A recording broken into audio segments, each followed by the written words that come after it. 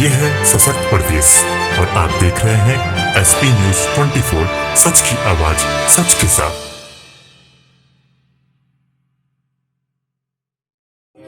48वां दिन है जी, क्या कार्रवाई हुई भी आपको बताइए। अभी तक तो 48 दिन हो गए आज हमको धरना करते हुए। अभी तक तो शासन प्रशासन से भी कोई नहीं आया, ना कोई उच्च अधिकारी हमारे बीच में आया, ना ही हम लोगों को अभी तक जो 12 मांगों को लेकर हम लोग निरंतर यहाँ संघर्ष कर रहे हैं। अभी हमारी 12 मांगों में एक भी मांगों पे अमली जामा नहीं पहनाया गया। दूसरी चीज़ मैं कहना चाहूँगा कि माननीय मुख्यमंत्री महोदय, हम लोग पूरी सर्दी काट दिए, सर्दियों में हम लोग धरने पे बैठे रहे, निरंतर संघर्ष करते रहे। उस दौरान बारिशें भी हुई, यहाँ पे लेडीज़ें भी बैठती हैं, अपने छोटे छोटे बच्चों को लेकर बैठ रही हैं, कंटिन्यू बैठ रही हैं। जो हमारी समस्याएं वो पूरे स्मारक समिति परिवार की है। महोदय, ये विभाग आप ही के पास है, आप क्यों नहीं संज्ञान में ले रहे हो? हम लोग निरंतर जो है 48 दिन से धरने पे बैठे हैं और ये विभाग भी आप ही के पास है। महोदय, वर्तमान में मैं ये भी कहना चाहूँगा कि कहीं ना कहीं आपकी सरकार और आपके ऊपर भी उंगली उठ रही है। सरकार की छवि को धूमिल कर रहे हैं जो शासन में बैठे हुए लोग हैं। मैं कहना चाहूँगा कि माननीय मुख्यमंत्री महोदय, हमारी समस्याओं को संज्ञानित करते हुए हमारी मांगों का आदेश निर्गत अविलंब कर दीजिए, जिससे जो है सरकार की छवि धूमिल ना हो। हम लोग 48 दिन से निरंतर यहाँ धरना कर रहे हैं, लेकिन शासन में बैठे लोग सरकार की छवि को धूमिल कर रहे हैं। हम लोगों की और हमारे पूरे समिति परिवार की कोई मंशा नहीं थी कि हम सरकार की छवि को धूमिल करें, लेकिन मजबूर किया जा रहा है। और मैं ये भी बताना चाहूँगा मीडियम बंधु से, और ये हमारी आवाज़ सरकार तक पहुँचे। हमारी जो मांगे हैं वो सामान्य मांगे हैं, ये कोई मांगे नहीं हैं, क्योंकि हमारी जो सेवा नियमावली बनाई गई है, सेवा नियमावली में ये स्पष्ट पहले ही लिख दिया गया है कि इन कर्मचारियों को वही वेतन भत्ते दे होंगे जो शासन निर्धारित करेगा। शासन ने तो सेवंत पे कमीशन 2016 में ही लागू कर दिया, लेकिन हम लोग 4440, 7440 ग्रेड पे 1300-1400 हम लोग पा रहे हैं। तो शासन कहाँ अपने आप में खरा उतर रहा है? दूसरे हमारे वेतन मद से 10% की कटौती की जाती है और उसमें भी 10 करोड़ का गबन किया गया है, और वो बिल्कुल मीडिया के माध्यम से प्रकाशित भी हो चुका है। हम लोगों को डर है, अभी तक जो हमारा पूरा पैसा काटा गया है वो लगभग 800 करोड़ है। हम लोगों को संदेह है, आशंका है कि हमारे उन 800 करोड़ का पूर्णतया गबन हो चुका है। कि हम लोग माननीय मुख्यमंत्री महोदय से चाहते हैं कि उस 800 करोड़ की जांच हो। हम लोगों के जो एनपीएस मद में काटे गए हैं वो हमारे खाते खोले जाएं। हम लोग अपने भविष्य को लेकर, अपने उस 800 करोड़ की जांच को लेकर, अपने उस एनपीएस खाते को लेकर, अपने उस पुनरीक्षित वेतनमान को लेकर, हमारे परिवार में 171 कार्मिक आकस्मिक मौत हो गई है उसकी, हम उनके परिवार में दीपक जलाने का काम कर रहे हैं। हमारी एक मांग वो भी शामिल है कि मृतक आश्रित परिवार को भी अनुकंपा नियुक्ति दी जाए। हम पे बैठे हैं, हमारे बीच में कर्मचारी एक्सीडेंट हो जाता है तो ऐसी स्थिति में हमें चिकित्सा अवकाश भी नहीं मिलता।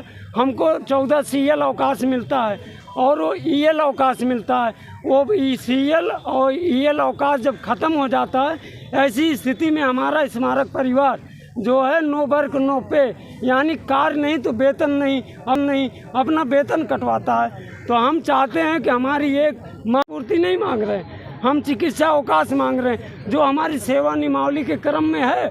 मैं ये भी कहना चाहूँगा कि हमारी जो सेवा नियमावली बनाई गई है वो जो है पूर्व मुख्यमंत्री मायावती जी ने राज्यपाल महोदय की संस्तुति से बनवाई थी।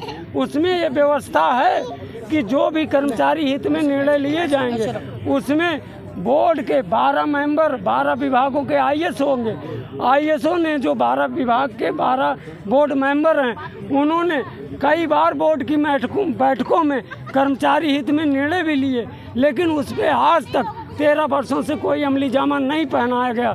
हम लोग आज अगर 48 दिन से धरना कर रहे हैं तो हमारी ये वही मांगे हैं जिनको लेकर हम पीड़ित हैं। हम चाहते हैं माननीय मुख्यमंत्री महोदय संज्ञानित लेते हुए हमारी उन 12 मांगों का आदेश तुरंत जो है तत्काल उसको आदेशित करें। हम लोग एक चीज़ और बता दें, हम लोग यहाँ जो धरना कर रहे हैं, हम लोग अपने काम के साथ साथ अपने पति दायित्वों का निर्वहन करते हुए यहाँ पे धरना कर रहे हैं। ऐसा नहीं है कि हम अपने परिक्षेत्रों में काम नहीं करते, हम काम करके यहाँ धरना कर रहे हैं। फिर भी हमारे स्मारक परिवार के कर्मचारियों का पिछले माह में आधा वेतन काटा गया, इस महीने में भी वेतन काटने की प्लानिंग है। तो माननीय मुख्यमंत्री महोदय से कहूँगा, ये कहाँ का न्याय है?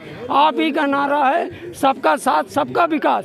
मैं तो ये कहूँगा, ये तो फिर तो आपके उस नारे के बीच अभी धूमिल की जा रही है। तो माननीय मुख्यमंत्री महोदय, इतना कुछ बयां करने के बाद भी अगर आप संज्ञानित नहीं लेते, हमारी मांगों का निस्तारण नहीं करते, तो हम यही समझेंगे कि माननीय मुख्यमंत्री महोदय हमसे नाराज़ हैं, रुष्ट हैं, हमको ऐसे पीड़ित देखना चाहते हैं। लेकिन मुझे भरोसा है, विश्वास है, हमारे स्मारक परिवार को भरोसा है, जिस हिसाब से उनकी शैली है, यशस्वी मुख्यमंत्री में नाम उनका दर्ज है, बुलडोजर बाबा के नाम से लोग जो है कल जाएंगे? नहीं, कल नहीं जाएंगे, वो तो हमारे अध्यक्ष महोदय ही बता पाएंगे। वो इस समय यहाँ अवेलेबल नहीं है, उपस्थित नहीं है। वो जैसे भी वो बताएंगे वैसे हम लोग करेंगे। और ये तो तय है कि अब की बार अगर हमें विधानसभा या माननीय मुख्यमंत्री आवास पे जाना पड़ा तो ना हम मीडिया को बताएंगे, ना हम शासन को बताएंगे, ना सरकार को बताएंगे, ना प्रशासन को बताएंगे, ना एलाऊ के ऑफिसरों को बताएंगे। किसी को कानो कान खबर नहीं होगी। देखिए, ऐसा है, मैं बताऊं आपको, वेतन काटने का डिसीजन उनका है। हमारा डिसीजन जो थे हमने बैक भी लिए। जैसे कार बहिष्कार की बात आपने कही, तो हमारा एक आंशिक कार बहिष्कार था, वो परमानेंटली नहीं था कि बिल्कुल पूर्णतः कार बहिष्कार था। यहाँ की भी नहीं सफाई हो रही थी, तमाम पार्कों की सफाई बहिष्कार चल रहा था। हमने कही आंशिक और पूर्णतः कार बहिष्कार में फ़र्क होता है। अब आपने कहा कार बहिष्कार किया, तब सैलरी आपकी कट गई, अब कट के आ जाएगी। देखिए, काटने का काम उनका, इस पे हम तो जवाब नहीं दे सकते ना, क्यों काट रहे हैं वो। हाँ, इतना ज़रूर है कि हमने शासन, सरकार, सत्ता और सेना और देश हित में भगवान राम लला जो हमारे विराजमान हुए, प्राण प्रतिष्ठा का प्रोग्राम हुआ, समय समय पे हमने माननीय मुख्यमंत्री जी या हमारे शासन सत्ता में जो बैठे हुए हमारे जो अधिकारी हैं, हमने उनके निर्देशों का पालन किया है। आप देख रहे हैं, निरंतर आज 48 दिन हो गया हमारे धरने को। हमने सेना के सम्मान में कहा कि जहाँ पे सेना का प्रोग्राम है वहाँ पे हम आज ही तत्काल प्रभाव से कार बहिष्कार को वापस लेते हैं और कर्मचारियों को भेज रहे हैं। और ये वादा किया था कि 24 घंटे के अंदर वही चमकता हुआ पत्थर हम फिर करके देंगे, हमने दिया। आपने जो एरिया हमको बताए हमने दिया। उसके बाद माननीय हमारे मुख्यमंत्री जी का आदेश निकला कि प्राण प्रतिष्ठा प्रोग्राम जो हमारे रामलला का हुआ, उसको दृष्टिगत रखते हुए महास्वच्छता अभियान का जो उन्होंने हमें आदेश किया, उसको भी हमने पालन किया है।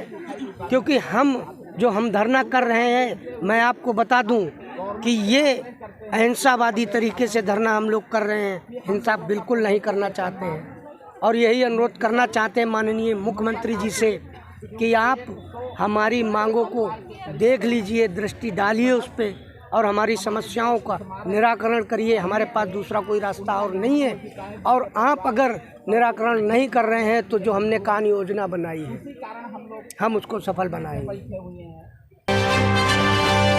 ये है सशक्त प्रदेश और आप देख रहे हैं SP News 24, सच की आवाज सच के साथ।